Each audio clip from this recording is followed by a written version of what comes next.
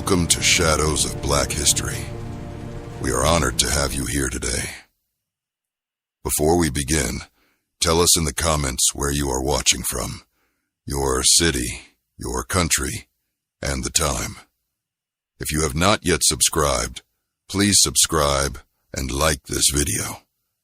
Your support helps us tell the stories that history tried to bury. We appreciate each and every one of you. Stay with us until the very end, because this story is powerful, emotional, and unforgettable. You will not want to miss a single paragraph. Now, relax, avoid all distractions, clear your mind, and pay close attention as we begin our story. Slavery in America did not begin quietly. It did not begin gently.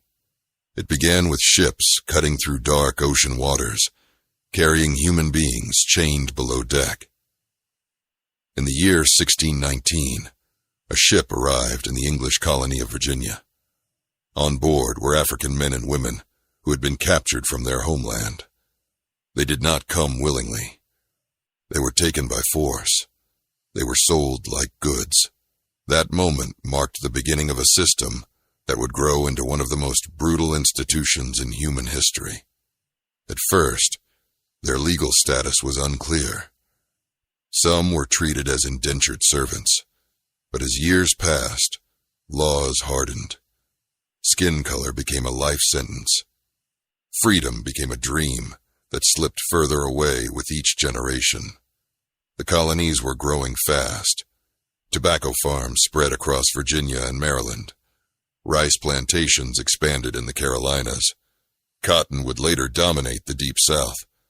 Plantation owners wanted labor that was cheap and permanent. They wanted workers who could not demand wages or leave. Enslaved Africans became the foundation of the colonial economy.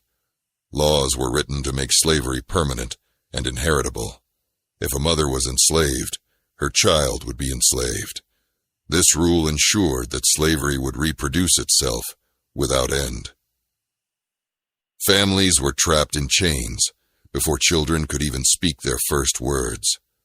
As the years moved into the 1700s, slavery became deeply woven into American society.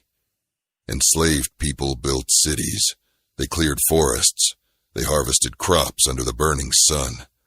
In places like Charleston and New Orleans, enslaved labor shaped daily life. Yet fear haunted the slaveholders. They knew the system was violent and unjust. They feared rebellion. They passed laws to prevent enslaved people from gathering in groups, from learning to read, from owning weapons. Control was maintained through patrols, punishment, and terror. Despite these restrictions, resistance never stopped. It was not always loud. Sometimes it was quiet. A tool broken on purpose. Work slowed down. Secret meetings in the woods at night. Songs that carried hidden messages. Every small act was a statement. Enslaved people were not passive victims. They were human beings fighting to survive a system designed to crush them. From the very beginning, slavery in America was met with courage and defiance. The American Revolution began in 1775. Colonists demanded liberty from British rule. They spoke of freedom and natural rights. Yet many of these same men held others in bondage. This contradiction was clear to everyone, especially to the enslaved. Some saw opportunity in the chaos of war. The British promised freedom to enslaved people who escaped rebel masters and joined their side. Thousands fled plantations, risking brutal punishment if captured. Freedom was uncertain, but staying meant certain suffering. After the war ended in 1783, the new nation faced a difficult question.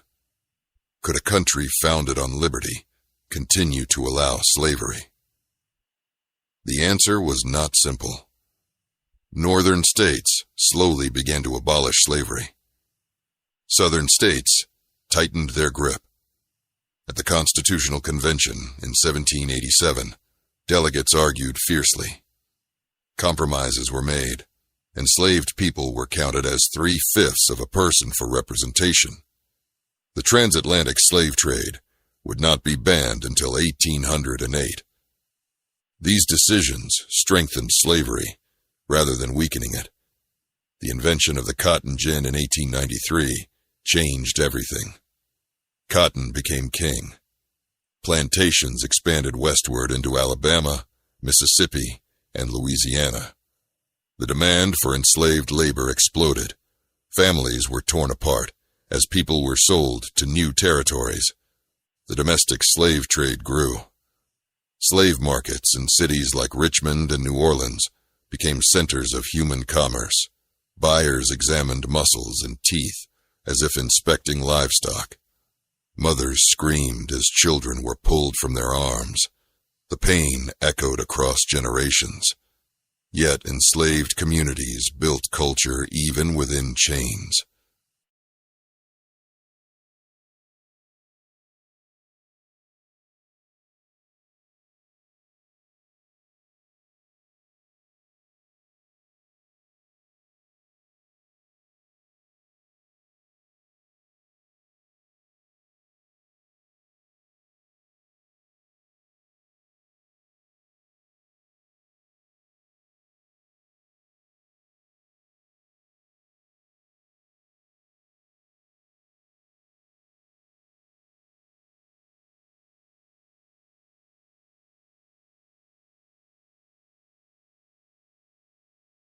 They created music filled with sorrow and hope.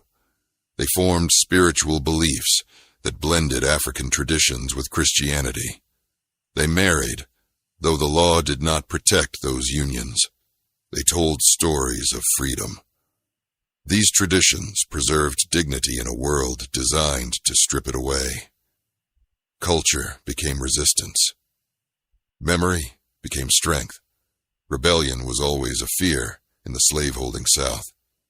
In 1739, the Stono Rebellion in South Carolina shook the colonies. Decades later, in 1831, Nat Turner led an uprising in Virginia. These revolts were rare but powerful. They showed that enslaved people were willing to risk death for freedom. After each rebellion, laws grew harsher. Patrols increased. Education was further restricted. Fear spread among slaveholders like wildfire. Not all resistance was violent. Escape was one of the most powerful acts of defiance. The Underground Railroad was not a real railroad, but a network of secret routes and safe houses. Free black Americans and white allies helped fugitives travel north. Harriet Tubman became one of its most famous conductors.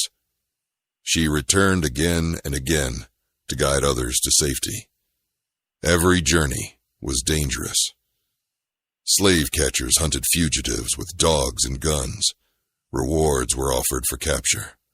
Still, thousands tried. The Fugitive Slave Act of 1850 made escape even harder. It required citizens to assist in the capture of runaway slaves. Even in free states, freedom was not safe. Free black Americans lived in constant fear of kidnapping. Tension between North and South increased. The nation was dividing. Newspapers argued. Politicians debated. Violence erupted in places like Kansas as pro-slavery and anti-slavery forces clashed. Enslaved people listened closely to these changes. They understood politics because politics shaped their lives. They prayed that the growing conflict would bring an end to their suffering. Yet war also meant uncertainty. Would freedom truly come, or would the chains tighten further? The answer was approaching faster than anyone realized. In 1861, the Civil War began. Southern states seceded to protect slavery. The conflict was bloody and devastating.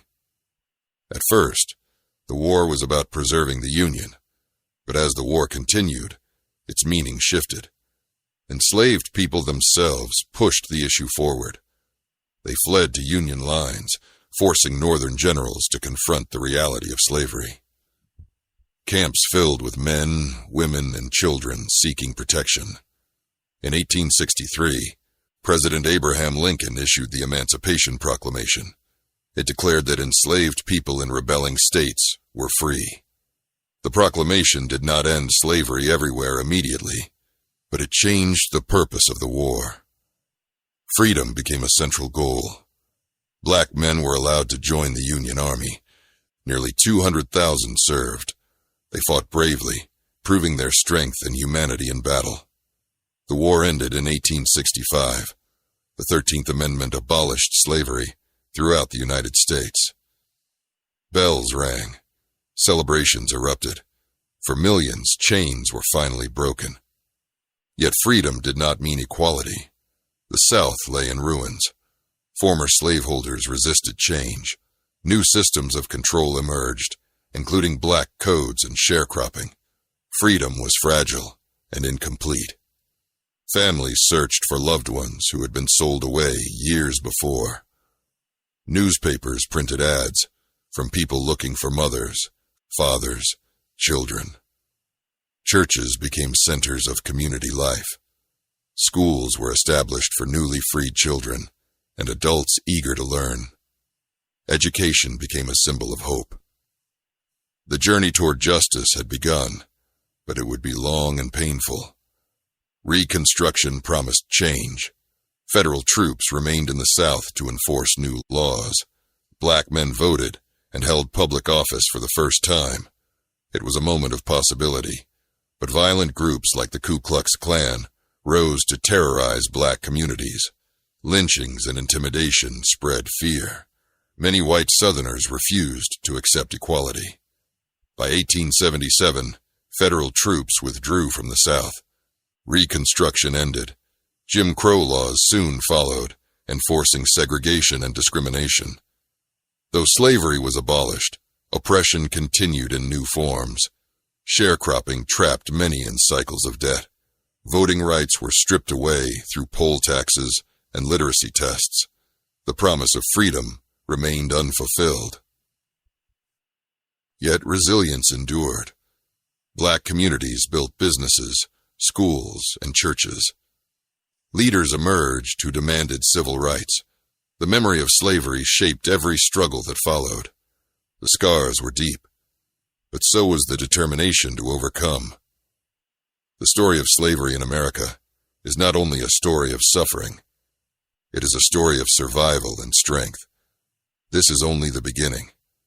The history of slavery in America stretches across centuries, shaping every part of the nation.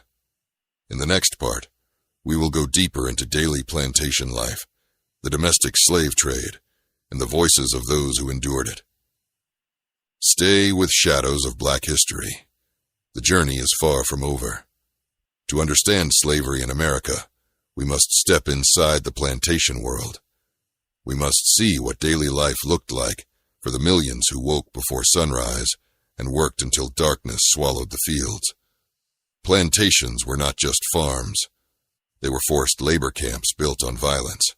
In states like Virginia, South Carolina, Georgia, Mississippi, and Louisiana, vast stretches of land were covered in tobacco, rice, sugar, and later cotton. At the center stood the big house, large, polished, and comfortable. Behind it, often hidden from view, were small cabins where enslaved families lived. These cabins were built from rough wood. They had dirt floors or weak planks. Many had no windows. Privacy did not exist. Comfort was rare. Work began before dawn. A horn or bell would sound. Men, women, and sometimes children walked into the fields carrying tools. In the cotton fields of Mississippi and Alabama, hands moved quickly to pick white fiber under a blazing sun.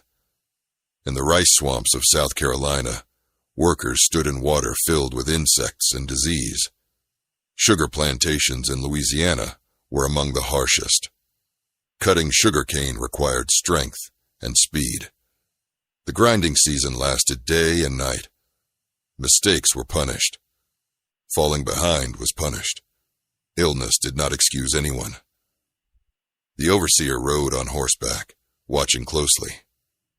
He carried a whip as a symbol of control. Punishment was part of the system. Whippings were common. Some enslavers used stocks, chains, or branding. Fear was meant to break the spirit. But even under this constant pressure, enslaved people found ways to protect their humanity. They formed families, even though those families had no legal protection. Weddings were sometimes held in secret. A broom placed on the ground became a symbol. Jumping over it meant commitment. It was not recognized by law, but it was recognized by the heart. Parents told children stories from Africa, stories of clever heroes and strong ancestors. These stories were more than entertainment. They were reminders of identity. Food was limited. Weekly rations often included cornmeal, salt pork, or molasses. Many supplemented their diet by fishing, hunting small animals, or growing vegetables in hidden garden plots. Sunday was sometimes a rest day, though not always. It was a time to gather, to pray, to sing spiritual songs. These songs carried layered meanings. On the surface, they spoke of heaven. Beneath the surface, they spoke of freedom. Music became a language of survival. Faith became a quiet shield against despair. As the Cotton Kingdom expanded in the early 1800s, a new horror grew alongside it, the domestic slave trade.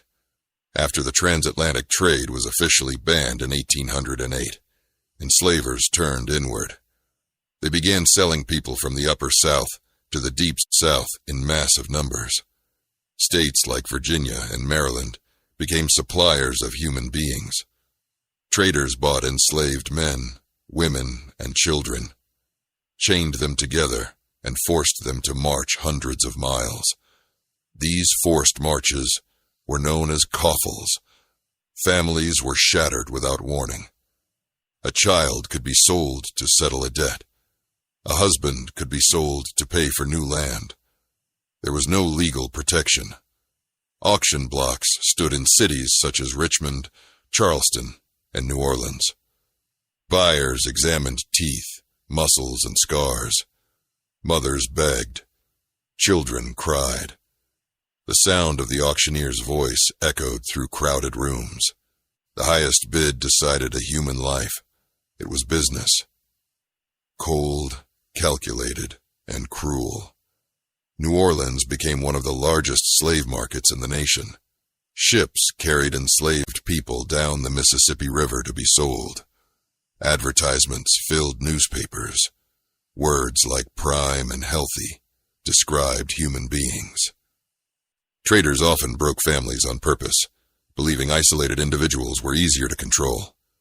The trauma of separation left deep wounds. Letters were rare. News traveled slowly. Many never saw their loved ones again. Yet hope refused to die completely. Some enslaved people resisted sale by running away before an auction. Others formed secret communication networks. Word spread quickly when traders arrived. Communities leaned on each other for comfort. Shared suffering created strong bonds.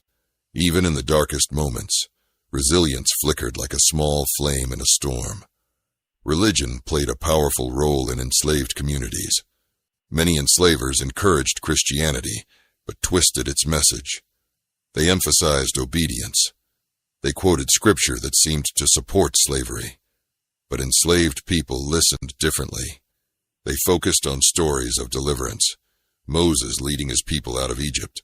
Daniel surviving the lion's den. These stories carried meaning. They suggested that suffering would not last forever. Secret prayer meetings were often held in wooded areas at night. These gatherings were called hush harbors. Away from white supervision, worship became emotional and expressive. Songs rose into the dark sky. Clapping hands kept rhythm. Tears flowed freely. In those moments, chains felt lighter. Community strength grew stronger. Faith was not passive acceptance. It was active hope. Education was dangerous. In many southern states, it became illegal to teach enslaved people to read or write. Enslavers feared that literacy would inspire rebellion or escape. Yet some risked severe punishment to learn. They traded food for lessons. They practiced letters in the dirt. Knowledge became a form of quiet resistance.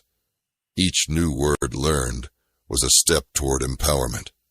Stories also traveled by word of mouth.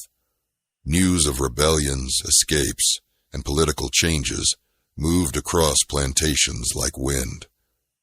Enslaved people were never as isolated as slaveholders imagined. They understood the wider world. They knew about debates in Congress. They heard whispers of abolitionists in the North. Information fed imagination. Imagination fed courage. Chapter 4. Violence always hovered over plantation life. Patrols rode at night, searching cabins without warning. Any gathering could be broken apart. Travel required written permission. Without a pass, a black person could be whipped or jailed. Surveillance was constant. It aimed to create fear so deep that resistance seemed impossible. But resistance took many forms. Some enslaved workers pretended to misunderstand instructions. Tools broke mysteriously. Crops were damaged quietly. These acts slowed production and challenged control. Poisoning, though rare, was a feared method of retaliation. Enslavers lived with anxiety, aware that their power rested on unstable ground. Escape was perhaps the boldest act of defiance. Running meant leaving behind family, familiar land, and any small comfort. It meant risking capture, torture, or death. Swamps, forests, and mountains became hiding places. Some formed maroon communities, small settlements hidden from white society. In places like Florida and Louisiana, these communities survived for years.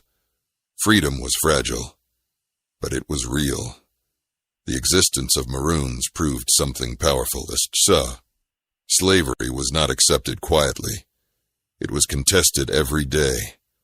Even when chains seemed unbreakable, the human spirit searched for cracks in the system. Every whisper of freedom made the institution tremble slightly. And, as the nation moved closer to the 1850s, tensions sharpened. Abolitionist voices grew louder in the North. Newspapers printed narratives written by formerly enslaved people. These stories shocked readers. They described whippings, hunger, separation, and despair. Some dismissed them as exaggerations. Others felt their conscience awaken. The publication of Uncle Tom's Cabin in 1852 stirred emotions across the country. Though fictional, it drew from real accounts. It forced readers to confront the human cost of slavery. Southern leaders reacted angrily. They insisted slavery was a positive good. They argued that enslaved people were cared for and protected. Reality told a different story. Violence increased. In Kansas, pro-slavery and anti-slavery settlers fought openly. Blood was shed on both sides. The nation seemed unable to compromise. Each political decision felt like a spark near dry grass. The Dred Scott decision in 1857 declared that black people could not be citizens. It deepened division. It sent a chilling message about whose humanity was recognized. Enslaved people watched carefully. They sensed that change was coming, though its shape was unclear. The system that had lasted for more than 2 centuries was shaking. Storm clouds gathered on the horizon. In the next part, we will enter the war years, where the fate of slavery would finally be decided on battlefields soaked in blood. Stay close. The story is building toward a turning point that changed the world forever. When the election of Abraham Lincoln was announced in 1860, the reaction in the South was immediate and fierce. Southern leaders feared that slavery would be restricted and eventually destroyed. State after state declared secession. They claimed they were defending their rights. At the heart of those rights stood slavery. The Confederate States of America was formed. War followed soon after in 1861. Cannons roared at Fort Sumter. Smoke filled the sky. The nation was no longer arguing with words. It was fighting with weapons. For enslaved people, the outbreak of war brought uncertainty and possibility at the same time. Plantation life continued at first, but rumors spread quickly. Some enslavers fled to join the Confederate Army, leaving plantations under the supervision of overseers or family members. As battles moved closer to Southern soil, enslaved men and women saw opportunities. They fled to Union lines in growing numbers. Union generals did not know what to do at first. Were these people contraband of war? Were they free? The answers were unclear, but the movement toward freedom had begun. Contraband camps formed near Union Army positions. These camps were crowded and lacked resources. Disease spread easily. Food was limited. Yet even in these harsh conditions, something extraordinary was happening. People who had been considered property were now standing within reach of liberty. Some men began working for Union forces as laborers. Others eventually joined the army. Women cooked, cleaned, nursed the wounded, and built support networks. The war was changing their role in American society. Back on plantations, labor patterns shifted. Without white men present, some enslaved workers negotiated lighter workloads. Others slowed production. Cotton fields were abandoned in some regions as fighting intensified. The very foundation of the Southern economy began to weaken. Enslavers sensed that control was slipping. Fear crept into their homes. They had built their wealth on human bondage. Now that system was cracking under the pressure of war. In January of 1863, President Abraham Lincoln issued the Emancipation Proclamation. The document declared that enslaved people in states still in rebellion were free. It did not free every enslaved person instantly. It did not apply to border states that remained loyal to the Union. Yet its impact was enormous. It shifted the purpose of the war. No longer was it only about preserving the Union.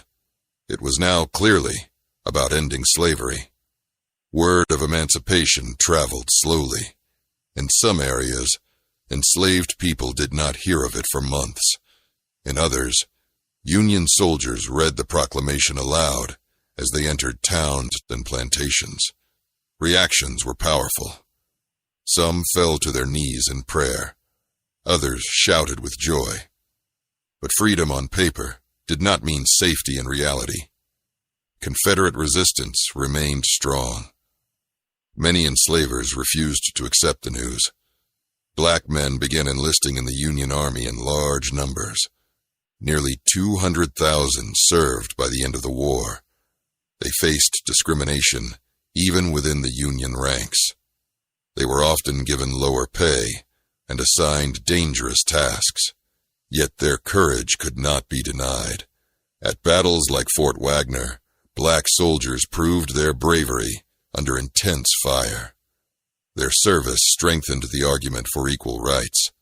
Blood shed on the battlefield demanded recognition. Meanwhile, plantations across the South struggled to function. With labor disrupted and war damage spreading, crops failed. Hunger grew. Both white and black families faced shortages. The illusion that slavery created stability was collapsing.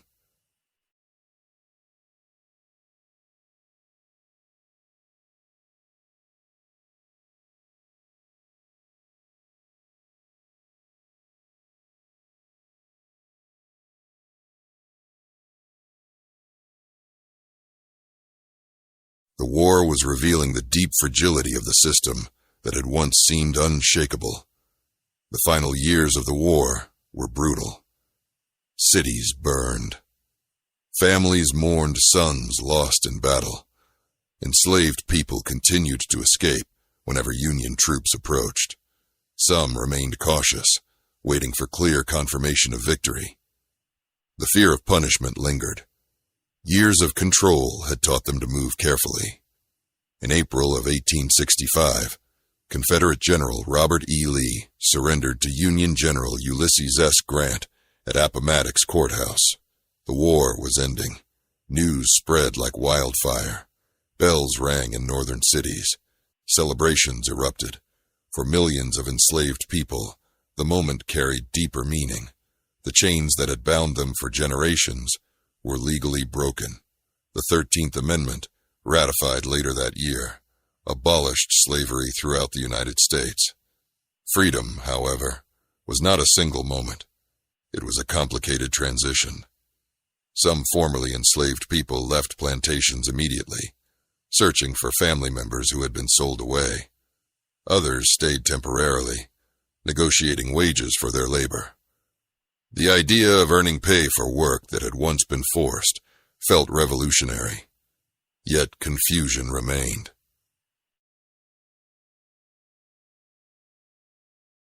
To accept the news, blood shed on the battlefield demanded recognition. Meanwhile, plantations across the South struggled to function. With labor disrupted and war damage spreading, crops failed. Hunger grew. Both white and black families faced shortages. The illusion that slavery created stability was collapsing. The war was revealing the deep fragility of the system that had once seemed unshakable. The final years of the war were brutal. Cities burned. Families mourned sons lost in battle. Enslaved people continued to escape whenever Union troops approached. Some remained cautious, waiting for clear confirmation of victory. Wealth on human bondage. Now that system was cracking under the pressure of war. In January of 1863, President Abraham Lincoln issued the Emancipation Proclamation. The document declared that enslaved people in states still in rebellion were free. It did not free every enslaved person instantly. It did not apply to border states that remained loyal to the Union. Yet its impact was enormous. It shifted the purpose of the war. No longer was it only about preserving the Union. It was now clearly about ending slavery. Word of emancipation traveled slowly. In some areas, enslaved people did not hear of it for months. In others, Union soldiers read the proclamation aloud as they entered towns and plantations. Reactions were powerful. Some fell to their knees in prayer. Others shouted with joy. But freedom on paper did not mean safety in reality. Confederate resistance remained strong. Many enslavers refused to accept the news. Black men began enlisting in the Union Army in large numbers. Nearly 200,000 served by the end of the war. They faced discrimination even within the Union ranks. They were often given lower pay and assigned dangerous tasks. Yet their courage could not be denied. At battles like Fort Wagner, black soldiers proved their bravery under intense fire. Their service strengthened the argument for equal rights. Blood shed on the battlefield demanded recognition. Meanwhile, plantations across the South struggled to function. With labor disrupted and war damage spreading, crops failed. Hunger grew.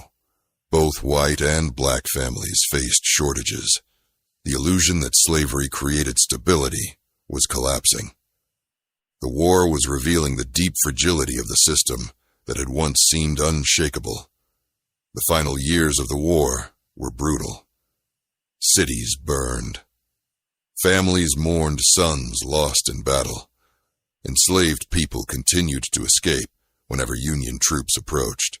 Some remained cautious, waiting for clear confirmation of victory.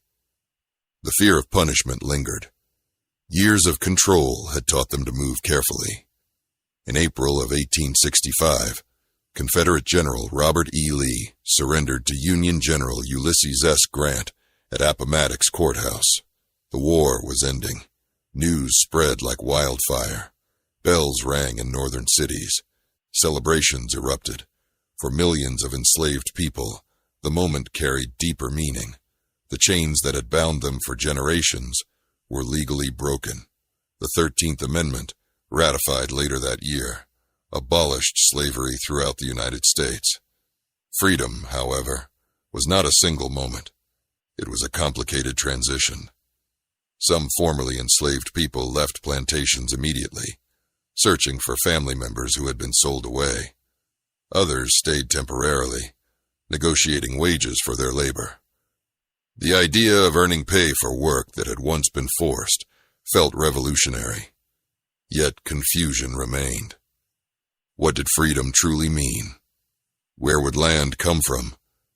How would protection be ensured? The Freedmen's Bureau was created to assist newly freed people. It helped establish schools, negotiate labor contracts, and provide limited resources.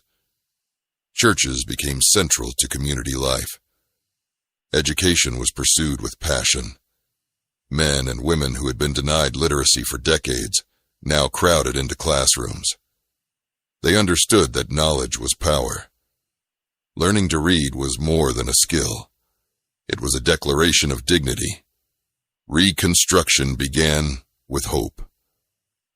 For a brief period, the South experienced dramatic political change. Black men voted in large numbers. Some were elected to local and national office. State constitutions were rewritten to guarantee rights. Public school systems were expanded. The possibility of a more equal society seemed within reach. But resistance formed quickly. Many former slaveholders refused to accept the new order. Groups like the Ku Klux Klan used terror to intimidate black voters and white allies. Night raids, threats, and lynchings spread fear. Violence aimed to restore white supremacy. The federal government attempted to respond with enforcement acts, but commitment weakened over time. Economic challenges also weighed heavily. Sharecropping emerged as a common system. Formerly enslaved families rented land from white landowners and paid with a portion of their crop. On paper, it seemed like partnership. In reality, debt trapped many in cycles of dependency. Without land ownership or access to fair credit, true independence was difficult to achieve. Freedom existed, but equality remained distant. By 1877, federal troops were withdrawn from the South. Reconstruction ended.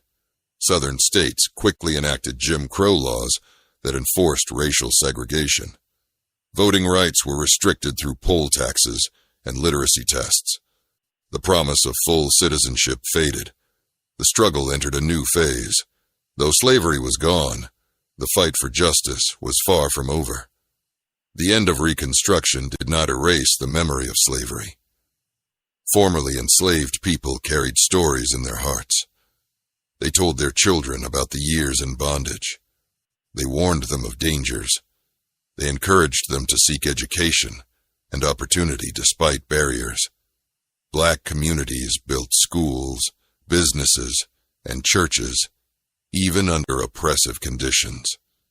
In the late 1800s and early 1900s, the Great Migration began. Black families moved from the rural South to cities in the North and West. They sought jobs, safety, and a fresh start. The shadow of slavery followed them in the form of discrimination and segregation, but new possibilities also emerged. Culture flourished. Music, literature, and art reflected both pain and resilience. The memory of slavery influenced civil rights movements in the 20th century. Leaders spoke of unfinished promises. They reminded the nation that freedom declared in 1863 and 1865 had not yet been fully realized. Protests, boycotts, and legal battles challenged segregation. The echoes of plantation fields could still be heard in demands for justice. Understanding slavery in America means understanding its long reach. It shaped laws, economics, and social structures. It shaped identities and struggles. Its history is painful, but it is essential.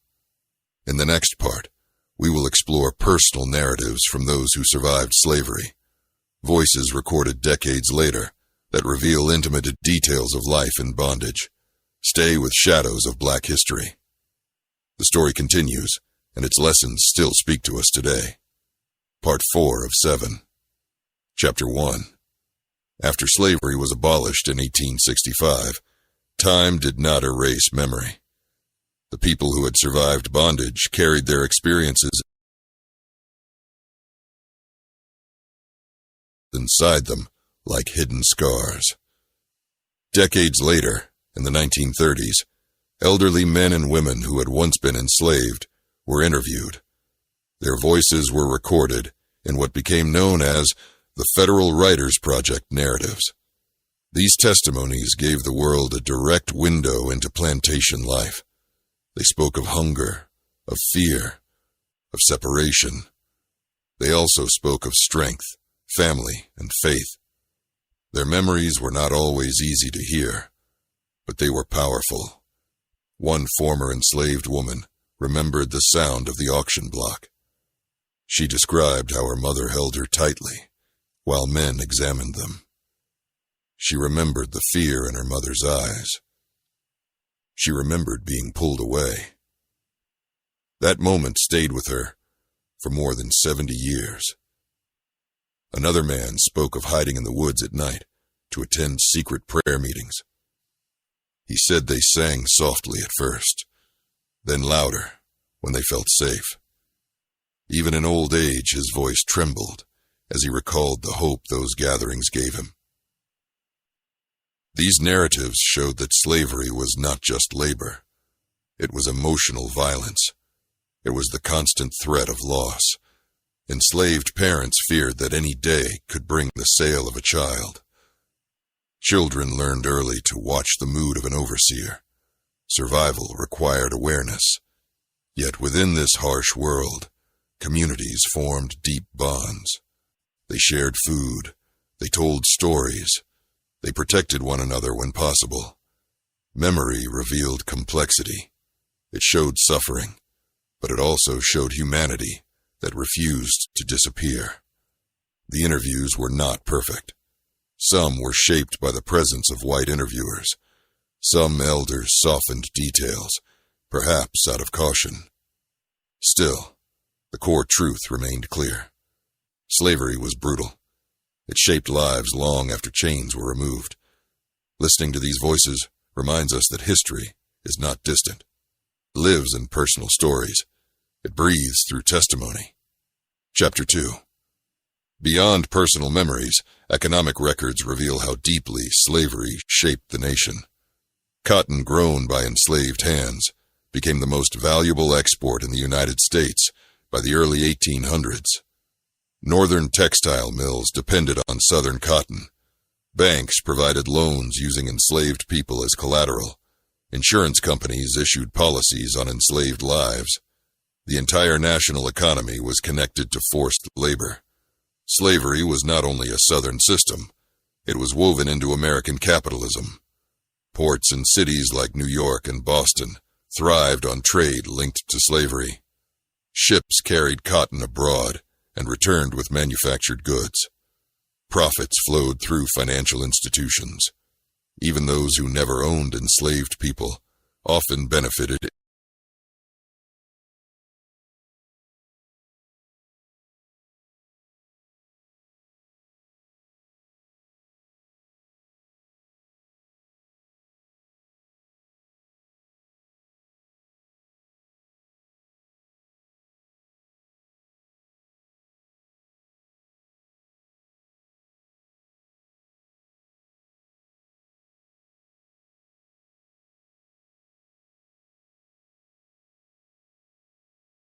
indirectly. This reality complicates the story. It shows that slavery was not isolated. It was national. Its influence reached far beyond plantation fields. After emancipation, the economic gap did not disappear. Formerly enslaved families began freedom with little to no resources. They had no land, no savings, no formal education. Meanwhile, former slaveholders often retained property and wealth. This imbalance shaped generations. Access to land and credit remained unequal. Sharecropping contracts favored landowners. Debt trapped many families for years. Economic freedom proved harder to secure than legal freedom. Understanding these economic roots helps explain modern inequalities. Wealth passed down through generations can create opportunity. When wealth is denied, disadvantage can persist. The legacy of slavery did not end in 1865. It continued through systems that replaced chains with contracts, but still limited advancement. Education, housing, and employment were shaped by this long history. Chapter 3. Cultural influence also carried forward. Music born in the fields evolved into spirituals, then into gospel, blues, and jazz. These art forms expressed sorrow, hope, and resilience. They told stories of survival. They preserved memory through rhythm and melody. Literature written by formerly enslaved people, such as Frederick Douglass and Harriet Jacobs, exposed the cruelty of slavery to wider audiences. Their words challenged denial and forced confrontation. Family traditions passed through generations as well. Recipes, sayings, and naming patterns reflected African roots, blended with American experience. Despite attempts to erase identity, cultural memory survived. Churches became pillars of strength. They offered spiritual guidance and social support. They organized education and activism. Faith communities nurtured leaders who would later guide civil rights movements. The fight for civil rights in the 20th century cannot be separated from slavery's history. When activists marched for voting rights or equal schools, they invoked the unfinished promises of emancipation. They pointed back to 1863 and 1865 as moments of declaration, not completion. The struggle for justice was ongoing. It demanded courage similar to that shown by those who had resisted bondage generations earlier. Memory also shaped art and scholarship. Historians began examining slavery with greater depth in the 20th century. They moved beyond plantation owner records and centered the voices of the enslaved. Museums and memorials were created to honor those who suffered. Public conversations grew more honest. Yet debates continue. How should the nation remember slavery? How should its legacy be addressed? These questions remain urgent. Chapter 4. The psychological impact of slavery is harder to measure, yet equally significant. Generations grew up under a system that defined them as property. Even after emancipation, racist beliefs persisted. Stereotypes justified discrimination. Overcoming these narratives required strength and unity. Education became a weapon against ignorance. Families emphasized pride and heritage. Community leaders encouraged resilience. At the same time, trauma passed quietly through generations. Stories of violence, of separation, of humiliation left deep marks. Healing required acknowledgement. It required truth. Silence could not erase pain. The more openly history was discussed, the more space there was for understanding. Confronting the past became a step toward building a better future. Today, slavery's history is studied in classrooms and debated in public forums. Some resist examining it deeply. Others insist that facing history is essential for growth. The conversation itself reflects the long shadow cast by those centuries of bondage. The nation continues to wrestle with its past. That wrestling is part of its story. As we move forward in this series, we will explore how memory, activism, and scholarship continue to reshape understanding. The history of slavery in America is not frozen in time. It influences present conversations about justice, equality, and identity. Stay with Shadows of Black History. The journey is not yet complete. The final parts will bring together the threads of this long and powerful story. Part 5 of 7. Chapter 1. As the 19th century moved into the 20th century, the children and grandchildren of formerly enslaved people carried both memory and determination. Slavery had ended in 1865, but its legacy lived in law, custom, and daily life. Segregation became the rule in the South. Signs marked spaces as white or colored. Schools were separated. Transportation was divided. Opportunity was restricted. The system was no longer called slavery, but it was built on the same belief in racial hierarchy. Many black families understood that the struggle for true freedom had simply changed form. Lynching became one of the most terrifying tools of control during this period.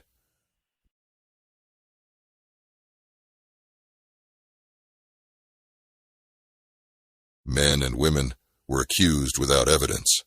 Crowds gathered. Violence was carried out publicly. The goal was not justice. The goal was fear. Newspapers sometimes printed announcements of these events as if they were festivals.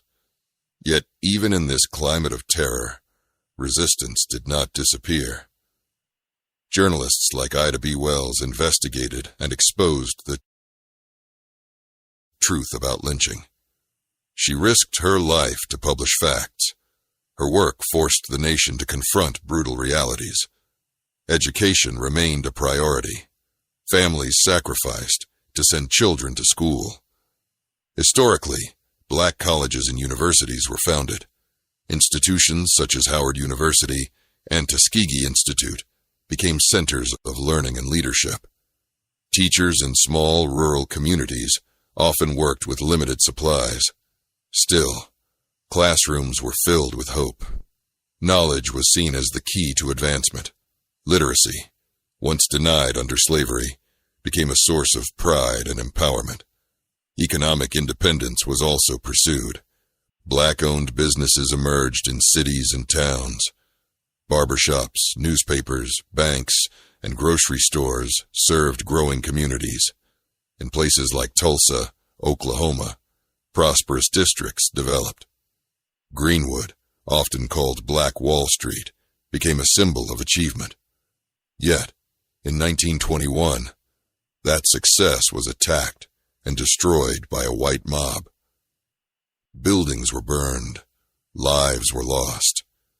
The event showed how fragile progress could be in a nation still shaped by racial hatred. The Great Migration changed the landscape of America.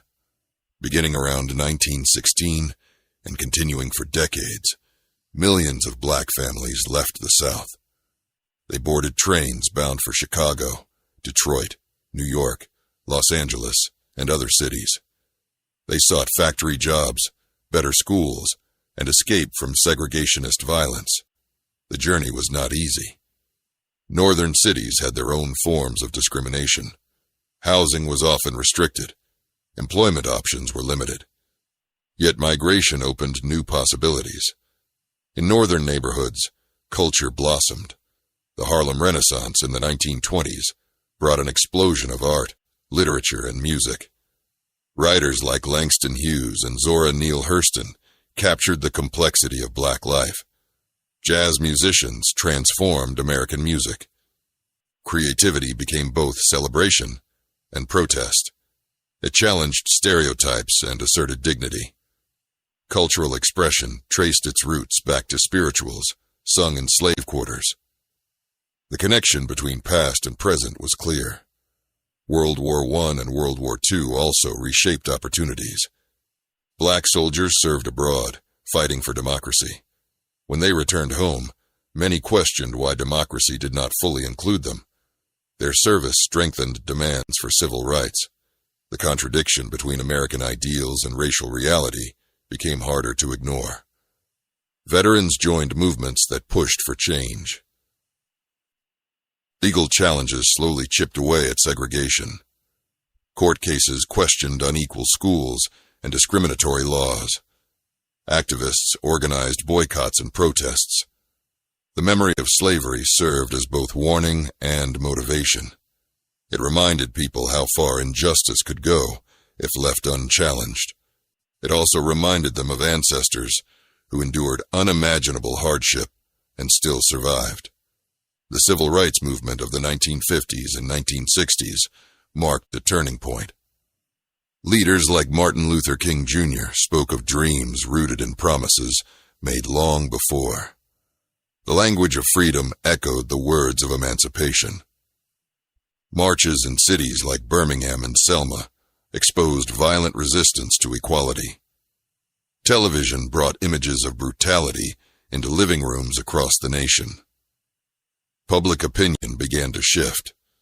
The Civil Rights Act of 1964 and the Voting Rights Act of 1965 dismantled legal segregation and protected voting access. These laws were victories, but they did not erase centuries of inequality overnight. Economic disparities, educational gaps, and housing discrimination persisted. Still, the progress was significant. It showed that sustained activism could reshape the law. As decades passed, scholars and activists pushed for deeper examination of slavery's impact. Universities expanded research into plantation records, slave narratives, and economic data. Museums dedicated exhibitions to the transatlantic slave trade. Memorials were erected to honor victims. Conversations about reparations and justice gained attention. The nation grappled with questions about responsibility and repair. Popular culture also revisited slavery through films and literature. Some portrayals were criticized for oversimplification. Others were praised for honesty. Each new interpretation influenced public understanding. Education systems revised textbooks to include more complete histories. The silence that once surrounded slavery began to break. Dialogue replaced denial in many spaces. Today, the legacy of slavery can be seen in ongoing debates about equality, policing, healthcare, and wealth distribution. Data reveals disparities that trace back to historical injustice. Understanding this context does not divide the nation. It informs it. History provides explanation. It shows how patterns developed and why they persist. Knowledge can guide solutions. Communities continue to honor ancestors who survived bondage. Family reunions celebrate lineage that once seemed erased. DNA research reconnects individuals to African heritage. Storytelling remains powerful. When descendants speak of their great-grandparents who were born into slavery, the past feels close. It is not ancient. It is within reach of living memory. Education about slavery has expanded beyond classrooms. Public tours of former plantations now include narratives centered on enslaved people, rather than only owners. Museums like the National Museum of African American History and Culture present comprehensive accounts. Visitors walk through exhibits that trace the journey from capture in Africa to modern civil rights struggles. The experience is emotional and enlightening. Facing this history requires courage. It requires honesty about suffering and about resilience. Slavery in America was a system built on dehumanization. Yet those who endured it preserved humanity against all odds. Their strength laid foundations for future generations. Their voices, once silenced, now speak loudly through scholarship, art, and activism. As we reflect on this long journey, one truth stands firm. Slavery shaped America in profound ways. It influenced politics, economics, culture, and identity. It left scars, but it also produced stories of extraordinary resilience.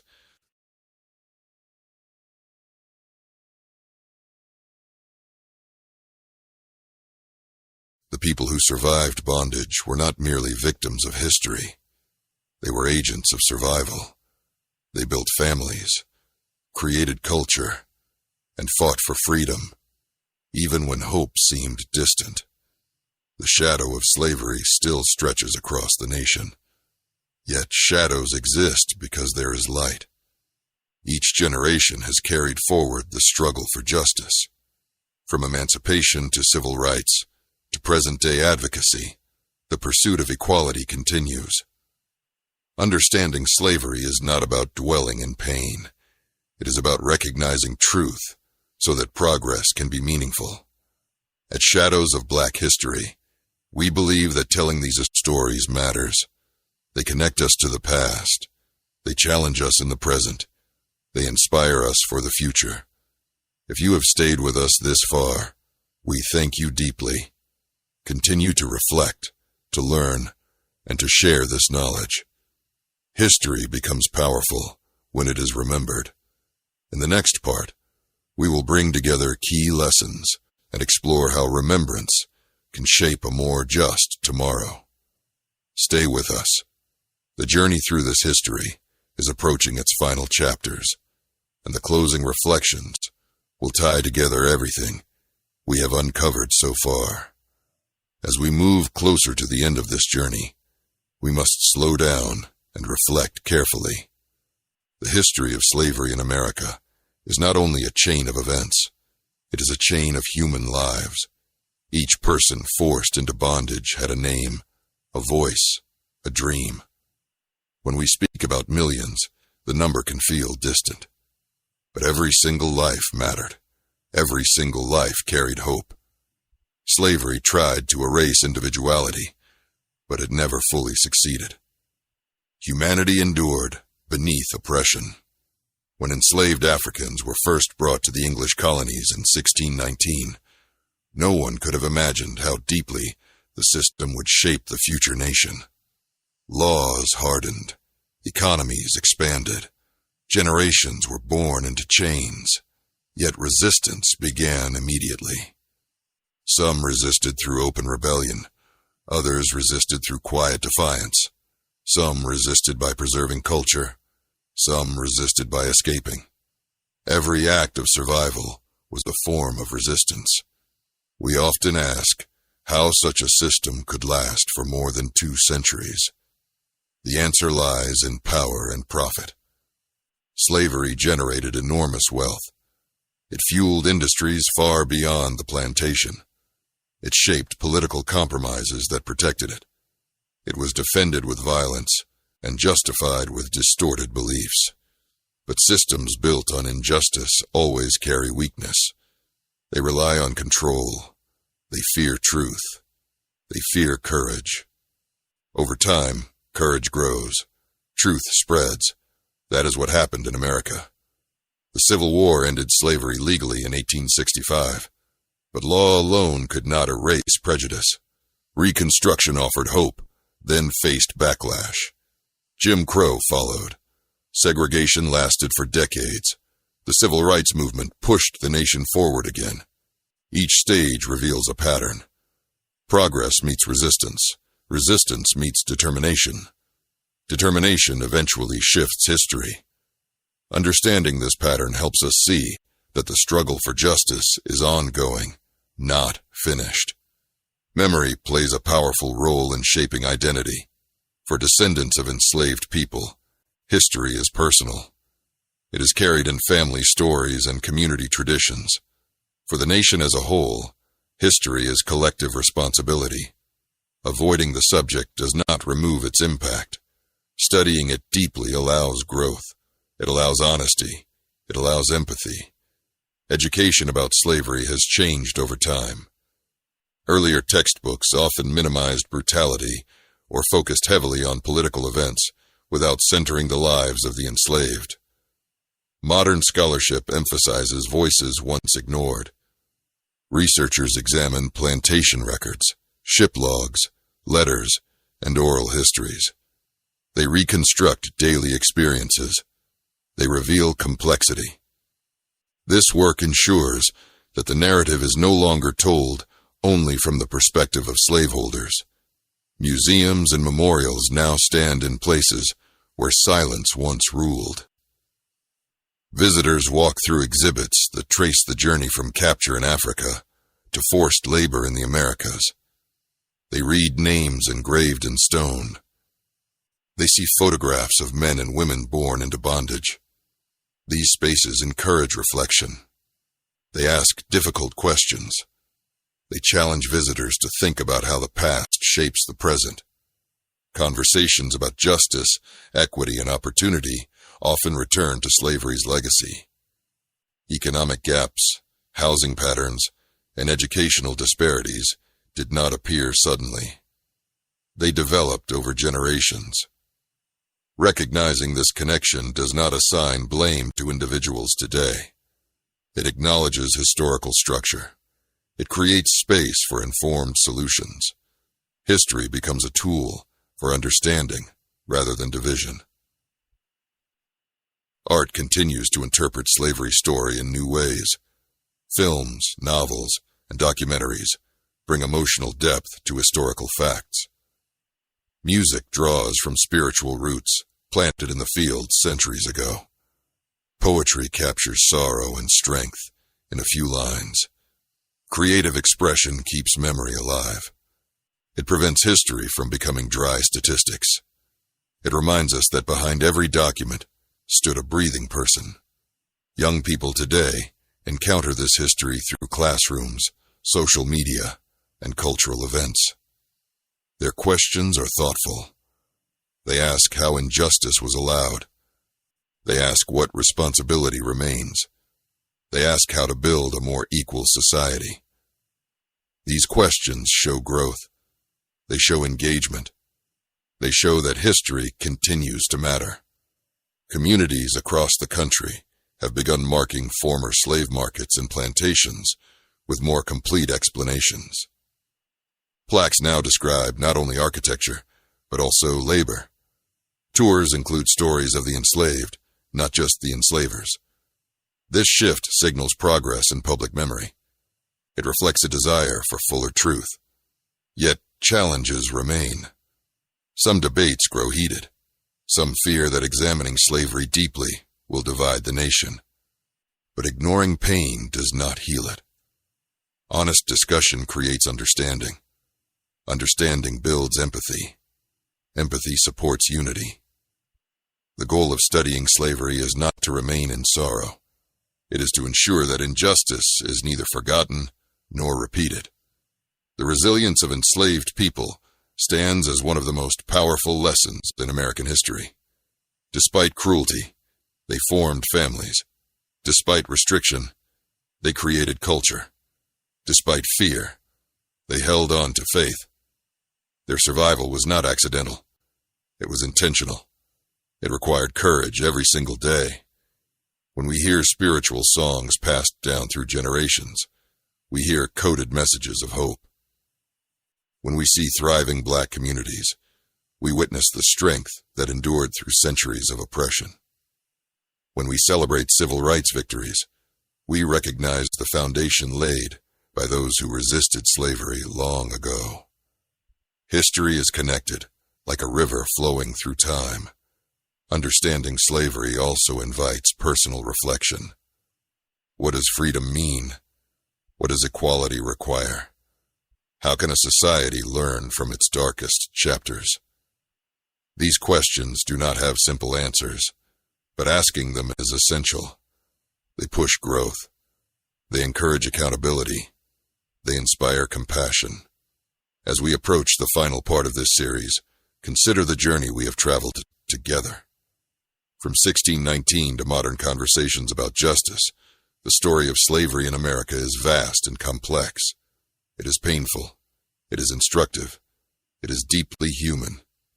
In the final part, we will bring this history to a close with reflection on remembrance and responsibility. Stay with Shadows of Black History as we complete this powerful journey. We have traveled across centuries together, from the first captive Africans brought to the English colonies in 1619, through the growth of plantations, through rebellion and resistance, through civil war and emancipation, through Reconstruction and segregation, and into modern times. The history of slavery in America is not a short chapter in a textbook. It is a foundation that shaped the nation's identity. It shaped its wealth. It shaped its conflicts. It shaped its conscience. When we look back at those early ships crossing the Atlantic Ocean, we must remember that they carried human beings with languages, families, and dreams. They were farmers, craftsmen, mothers, fathers, children. Slavery attempted to reduce them to property, yet their humanity survived. They built communities in the harshest conditions. They preserved stories and songs. They whispered hope to one another when hope felt impossible. That quiet strength echoes even now. The plantation system depended on violence and control, but it also revealed something powerful about the human spirit. Control can limit movement, but it cannot fully control thought. It cannot erase memory. It cannot destroy the desire for freedom. From small acts of resistance to organized rebellions, enslaved people proved again and again that bondage could not erase their will. That determination laid the groundwork for every movement that followed. The Civil War and the 13th Amendment ended legal slavery in 1865. But as we have seen, freedom required more than law. It required protection, opportunity, and equality. The years that followed revealed both progress and painful setbacks. Reconstruction brought hope. Jim Crow brought restriction. The Civil Rights Movement brought renewed courage. Each generation faced its own version of the struggle. Today, when we speak about slavery, we are not only studying the past, we are examining the roots of the present. Economic inequality, educational disparities, and social tensions often trace back to historical systems that favored some while oppressing others. Understanding these roots allows more informed dialogue. It replaces confusion with context. It replaces denial with knowledge. Remembrance is a responsibility.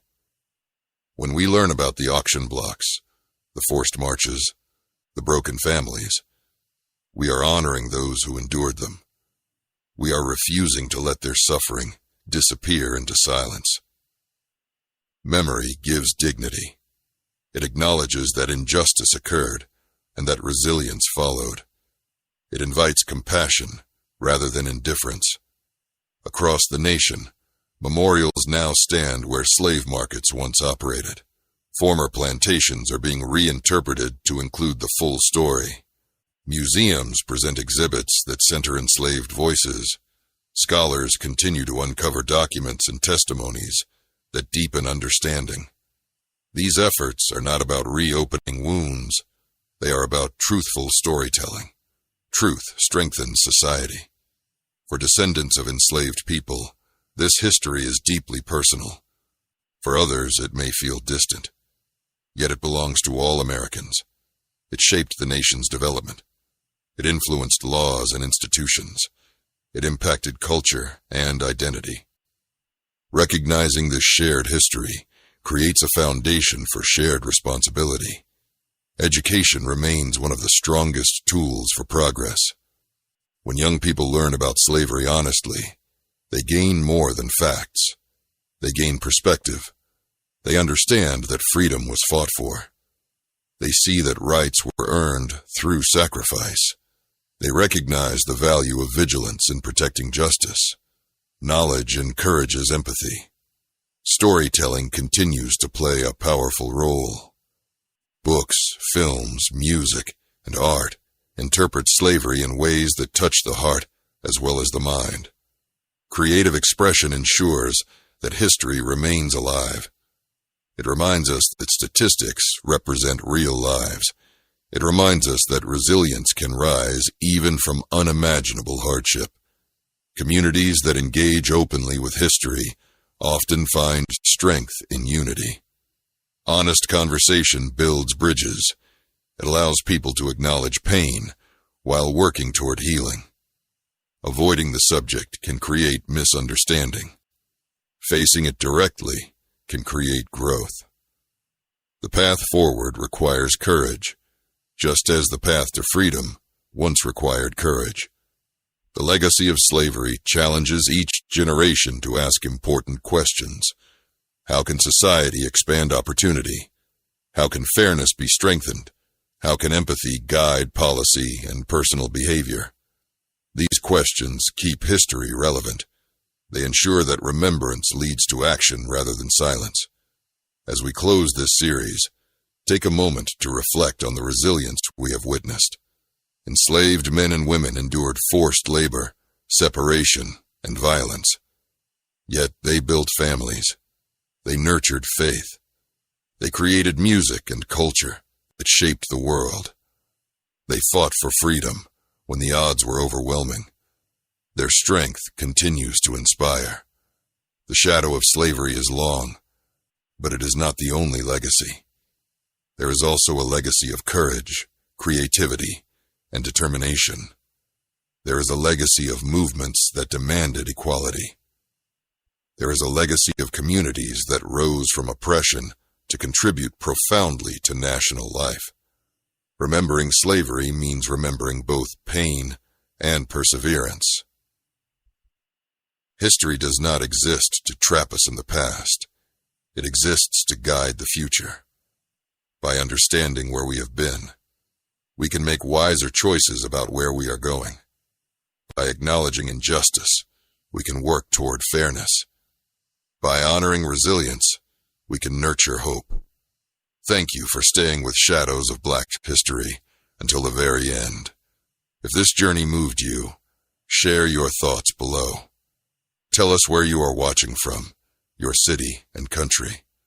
If you have not yet subscribed and liked this channel, please do so now. Your support allows these stories to reach more people.